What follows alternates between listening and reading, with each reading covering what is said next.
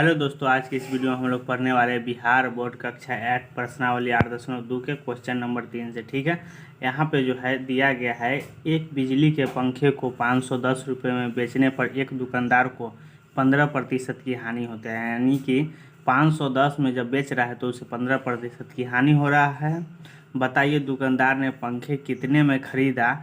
यदि वह पंखे को 630 रुपये में बेचे तो उसे कितने प्रतिशत की लाभ या हानि होगी, वो हमको बताना है। ठीक है, तो चलिए इसको सॉल्यूशन देखते हैं कॉपी पे। तो देखिए यहाँ पे हम कॉपी पे लिख दिया, अब इसका सॉल्यूशन करते हैं। ठीक है, तो यहाँ पे हम लिख देते हैं हल। हल। अब देखिए सबसे पहले क्या कर रहा है कि पंखे को 510 रुपये में बेचने पर दुकानदार को 15% की हानि उठानी पड़ती है। तो हम सबसे पहले लिखेंगे पंखे का विक्रय मूल्य। पंखे का विक्रय मूल्य कितना हो जाएगा, तो देखिए 510 रुपये। पंखे का विक्रय मूल्य 510 रुपये। जब 510 रुपये में बेच रहा है तो 15% की हानि उठानी पड़ती है। तो यहाँ पे लिख देंगे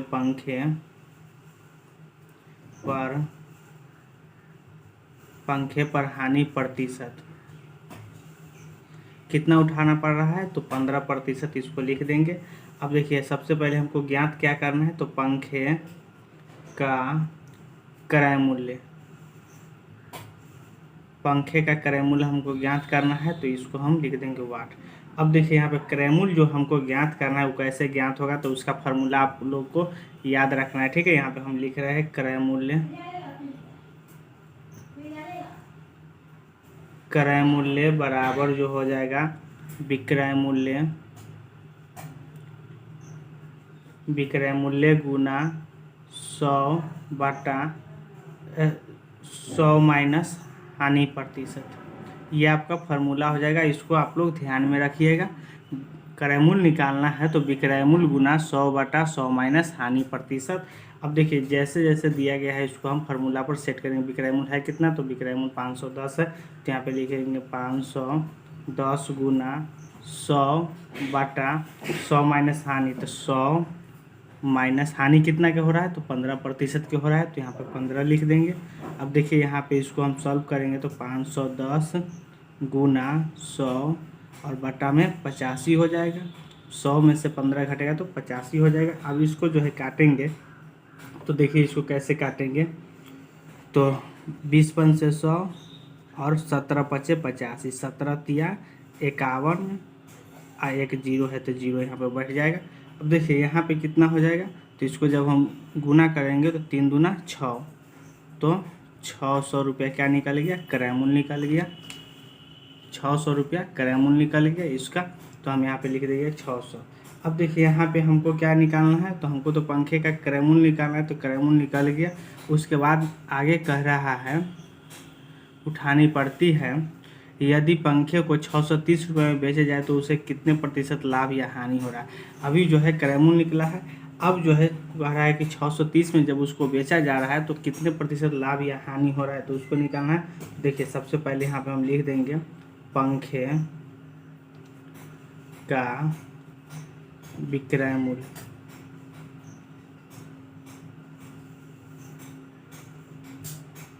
पंखे का विक्रय मूल्य कितना है, तो 630 रुपये। यहाँ पे देखिए 630 रुपये पंखे का क्रय मूल्य तो हमको निकल गया। अब जो है विक्रय मूल्य 630 रुपया है, तो यहाँ पे लिख देंगे 630।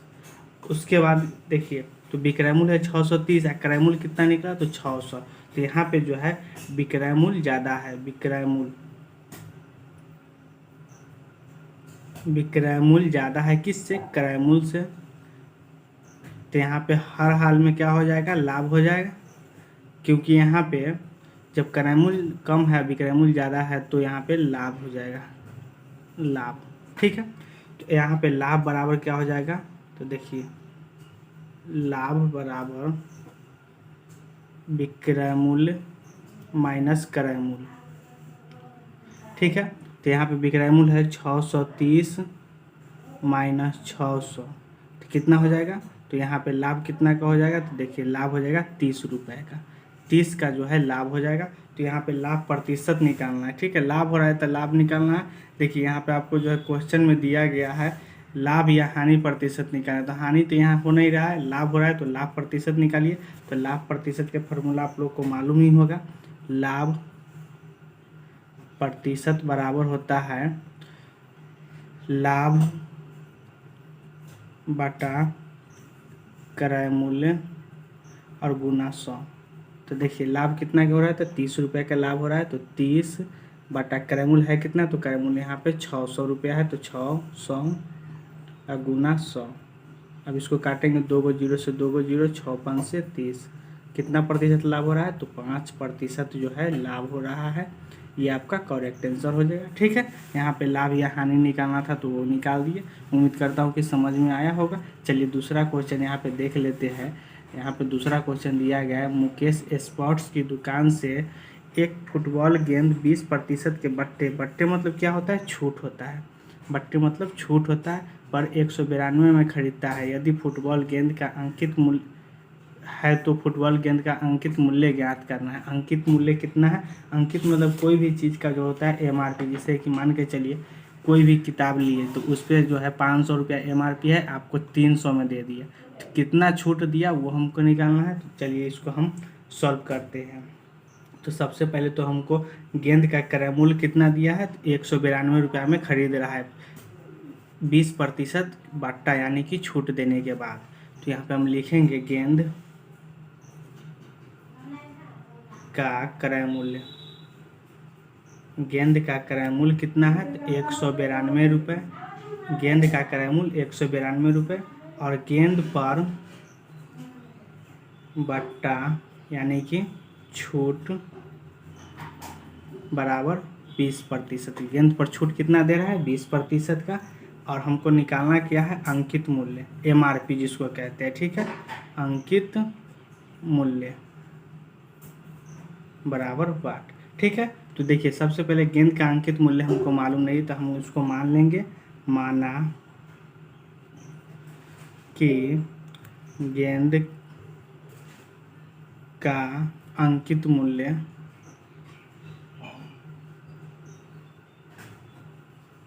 बराबर 100 रुपये। अंकित मूल्य हमको मालूम नहीं है तो हमको निकालना ही। छूट देने के बाद 120% की छूट, सॉरी यहाँ पे 20% की, इस पे MRP पे 20% छूट देने के बाद 192 रुपये में खरीद रहा है, तो ये हमको निकालना है। ठीक है, तो अंकित मूल्य x मान लिए। तो यहाँ पे हम निकालेंगे x जो है, x में से x का 20% घटाने पर 192 रुपये में खरीद रहा है। ये बात आपको समझ में आना चाहिए। जैसे कि कोई भी चीज़ का MRP है, MRP का 20% घटाने पर जो है 192 में खरीद रहा है, ये आपको दिया गया है। ठीक है, ये कोई नया बात नहीं है, इसको लिखे है साफ साफ। अब देखिए x में से अब x का 20% निकालेंगे और ये जो होगा 192 के बराबर हो जाएगा। अब इसको काटेंगे तो 20 पन से 100 हो जाएगा। उसके बाद इसको आप सॉल्व करेंगे तो देखिए x हो गया और बटा में कुछ नहीं तो 1 दे देंगे, माइनस ऊपर में गुना है तो ऊपर में जाएगा, तो x बटा 5 बराबर 192। ठीक है, 192 हो जाएगा। उसके बाद देखिए यहाँ पे दोनों के एलसीएम लेंगे नीचे वाला को, तो यहाँ पे एलसीएम हो जाएगा 5। अब इसको जब लेंगे तो 5x माइनस x बराबर 192 हो जाएगा। ठीक है, अब यहाँ पे हो जाएगा, इसको 5x में से x घटाएंगे तो 4x बटा 5 बराबर 192। अब यहाँ पे देखिए 4x बराबर 192 और इधर भाग में इधर आएगा तो गुना में 5 हो जाएगा। ठीक है, अब इसको 4x बराबर कितना हो जाएगा, तो 4x बराबर, सॉरी यहाँ पे 4x का है लिखिए, इसको जब इधर गुना में है इधर हम भेज देते हैं भाग में चल जाएगा। तो 192 गुना 5 और बटा में ये गुना में है तो इधर आएगा तो भाग में 4 हो जाएगा। अब इसको काटेंगे तो 4 का 4 और 4 से इसको काटेंगे तो ये 48 मरते में कट जाएगा। ठीक है, तो यहाँ पे x बराबर 48 में 5 से गुना करेंगे तो 240, यानी कि x किसको माने थे, तो MRP को x माने थे, तो उसका MRP कितना है, 200 रुपया MRP है। तब जा करके 20% की छूट देने पर 192 में वो वस्तु खरीद रहा है। ठीक है, तो उम्मीद करता हूँ कि समझ में आया होगा। तो ये आपका आंसर हो जाएगा। ठीक है, चलिए नेक्स्ट क्वेश्चन है यहाँ पे 5 नंबर।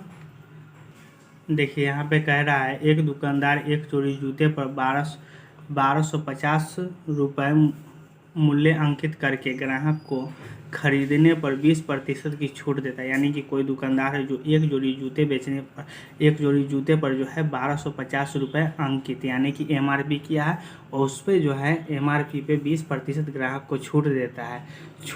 20% की छूट देता है। छूट देने के बाद भी दुकानदार को 25% का लाभ प्राप्त होता है। तो जूते का क्रय मूल्य यानी कि वो कितना में खरीदा है जूता को, कि जब 1250 में जो है 20% की छूट देता है फिर भी उसको 25% लाभ होता है, तो कितना में खरीदा है वो हमको निकालना है। ठीक है, तो चलिए यहाँ पे हम निकालते हैं। अब देख लेते हैं। तो देखिए सबसे पहले हम लिखेंगे जूते का अंकित मूल्य। जूते का अंकित मूल्य बराबर 1250 हो जाएगा।